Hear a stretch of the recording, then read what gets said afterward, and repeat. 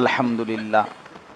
আল্লাহ পাক রব্বুল ইজ্জত জুল জালাল ওয়াল ইকরামের ফজল কারম, রব্বুল আলামিনের ইহসান মেহেরবানি দয়া, মাহে রমজানের শেষ দশকের বেজর রাত্রি 1446 হিজরি। আজকে আমাদের প্রাণপ্রিয় দ্বীনি প্রতিষ্ঠান দ্বীনি মার্কাজ মাদ্রাসায়ে ইসলামিয়া দারুল উলুম সুদন্যপুর কুমিল্লায়ের এতেকাফের এই মোবারক মজলিসে তারাবির নামাজ আদায় করে আল্লাহ তাআলাই আমাদেরকে আমাদের শায়েখ আরিফ বিল্লাহ হাকিমুন নফস আল্লামা মুফতি মুশতাকুন নবী কাসিমি দামাত বারাকাতুহুমুল আলিয়া হযরতের জবান থেকে লাইলাতুল কদরের উপরে আজিমুশ শান আমাদের জন্য আমাদের হৃদয়ের খোরাক আত্মার খোরাক হিসাবে হযরতের জবান থেকে আল্লাহ তাআলাই আমাদেরকে বয়ান শুনবার তৌফিক দিয়েছেন, আলহামদুলিল্লাহ।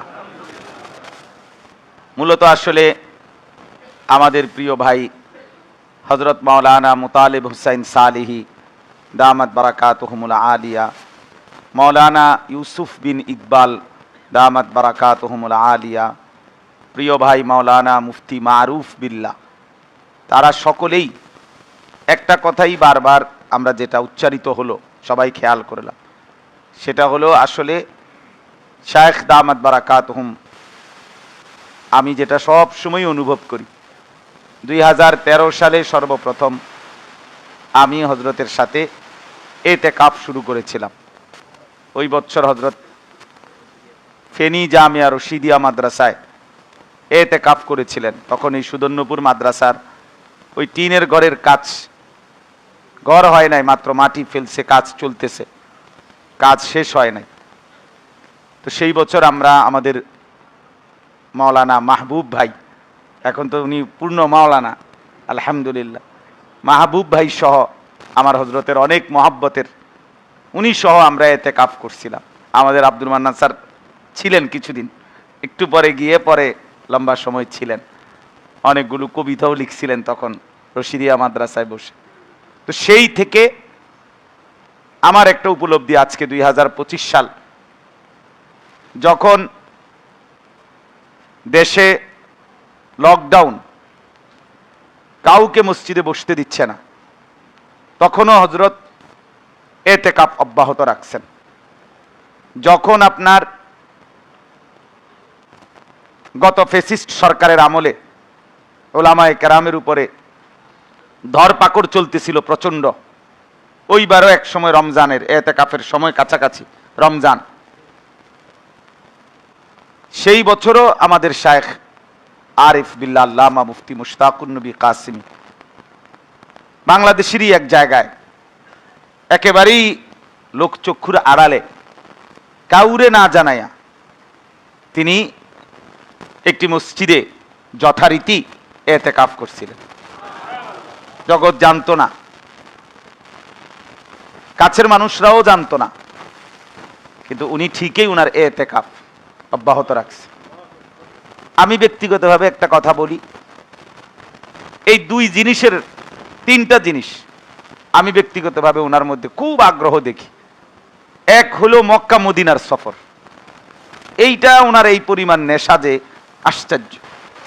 যখন করোনাকালীন সময়ে হারামাইনের সফর নিষিদ্ধ করা হয়ে গেল করোনার কারণে, তখন এই মসজিদে কি পরিমাণ আহাজারি করছে, কি পরিমাণ কাঁদছে, আল্লাহর কসম আমি এটা নিজের চোখে সাক্ষী। এতেকাফে বসে বসে ঘন্টার পর ঘন্টা শুধু এই এক কথার উপরে কাঁদছে যে আল্লাহ আপনার ঘর খুলে দেন, আপনার ঘর যেন বন্ধ না হয়। এবং যখন কোনো সম্ভাবনা নাই, কোনো উমরার ভিসা দিচ্ছে না, সব বন্ধ করে রাখছে সৌদি, তখনও উনি বিকল্প সুরতে আল্লাহর ঘরে ঠিকই গেছেন আলহামদুলিল্লাহ। 3.5 মাস এক টানা মক্কা মদিনায় সফর করে আসছে। ওই সময় একেবারে হাতে গোনা কয়েকজন মানুষ আল্লাহর ঘর তাওয়াফ করত, তখনও আল্লামা মুফতি মুশতাকুন নবী আল্লাহর ঘর তাওয়াফ করছে আলহামদুলিল্লাহ। আমি একবার হুজুরকে বলছিলাম, আপনি আল্লাহর ঘরে মোট কয়বার গেলেন? মক্কা মদিনার সফর করলেন কয়বার? শায়েখ আমাকে বলছেন, মাওলানা শ্বশুর বাড়িতে মানুষ কয়বার যায়? শ্বশুর বাড়িতে কয়বার যায় এটা কি কেউ হিসাব করে যায়? তো মহাব্বতের সফর আবার হিসাব কি?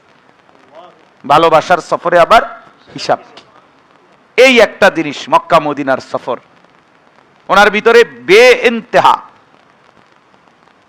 একটা আগ্রহ। এবং মসজিদে হারামে আল্লাহর ঘর কাবার তাওয়াফ, এই তাওয়াফের ক্ষেত্রে ধীরস্থিরতা ওনার হজ এবং উমরার সবচেয়ে বড় বৈশিষ্ট্য। আলহামদুলিল্লাহ, যত সাথী শায়েখের সাথে হজে গেছে, উমরায় গেছে, এই একটা জিনিস তার নজরে পড়বেই যে উনি কি পরিমাণ ধীরস্থিরতার সাথে তাওয়াফ করে। আমরা সবাই একটা জিনিস খেয়াল করছেন যে এই যে নামাজে তাড়াহুড়া, রুকুতে তাড়াহুড়া, সেজদাতে তাড়াহুড়া, তাশাহুদে তাড়াহুড়া, এই বিষয়টার প্রতি ওনার কি পরিমাণ তাসবিহে তাড়াহুড়া করাটা কি পরিমাণ অপছন্দ, যার কারণে হুজুর ইমাম আলেম সুদ্দা ডল্লা সমান করে লাইছে, একদম একদম রোলার দিয়ে লাইছে, সোজা কথা, ঠিক না? তার মানে কি, এই তাড়াহুড়াটা মোটেই পছন্দ করে না, মোটেই পছন্দ করে না। 2019 সালে আমারে বলছে, মাওলানা 3 তলায় তাওয়াফ করবেন, এখানে ধীরে ধীরে তাসবিহ পড়া যায়, ধাক্কা ধাক্কি নাই, নিচে না।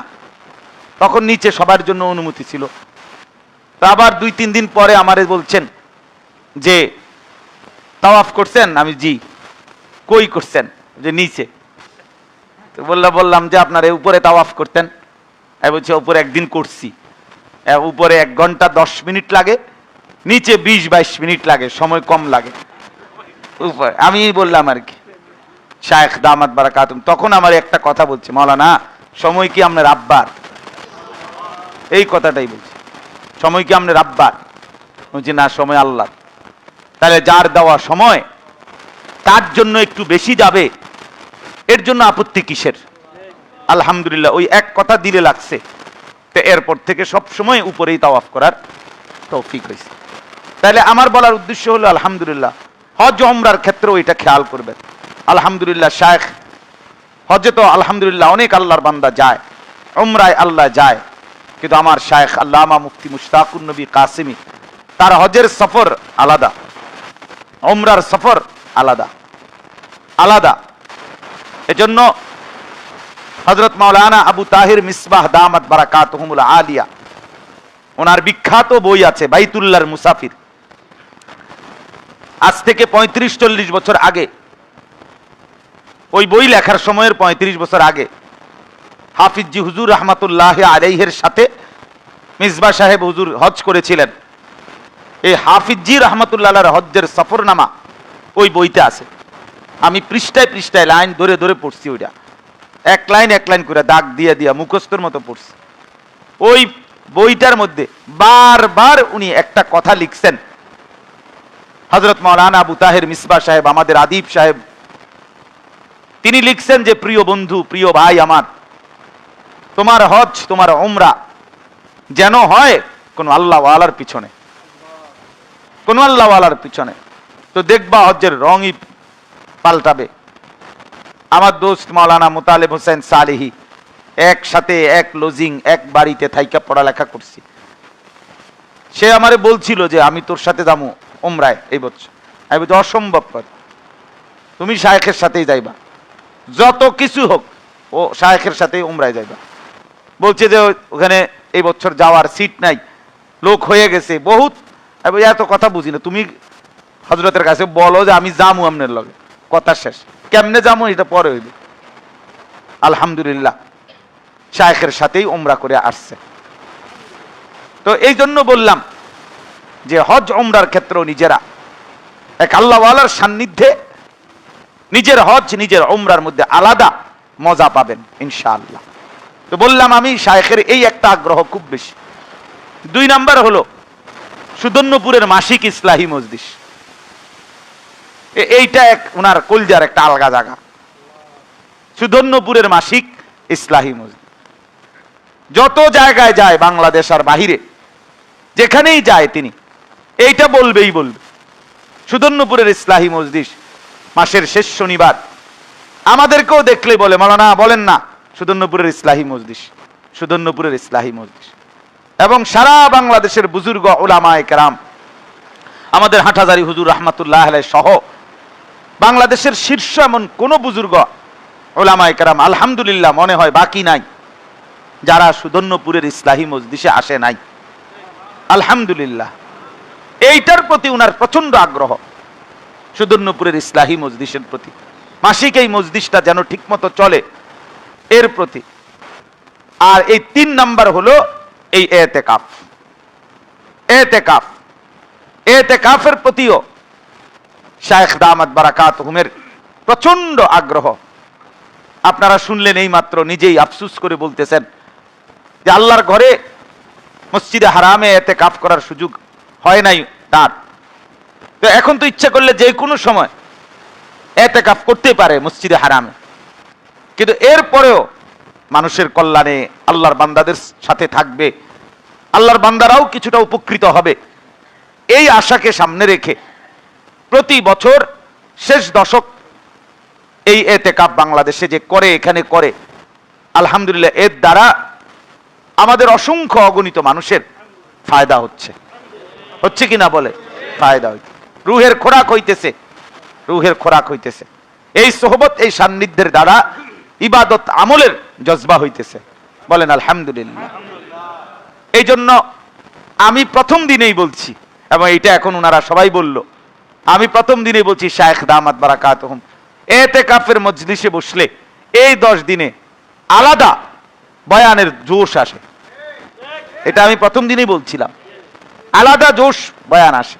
আলহামদুলিল্লাহ, শবে কদর, লাইলাতুল কদরের উপরে গত 2 দিন, গত বেজর রাত্রি, আজকের এই বেজর রাত্রিতে কি পরিমাণ বয়ান করেছেন আলহামদুলিল্লাহ, কলিজা ছেঁড়া বয়ান।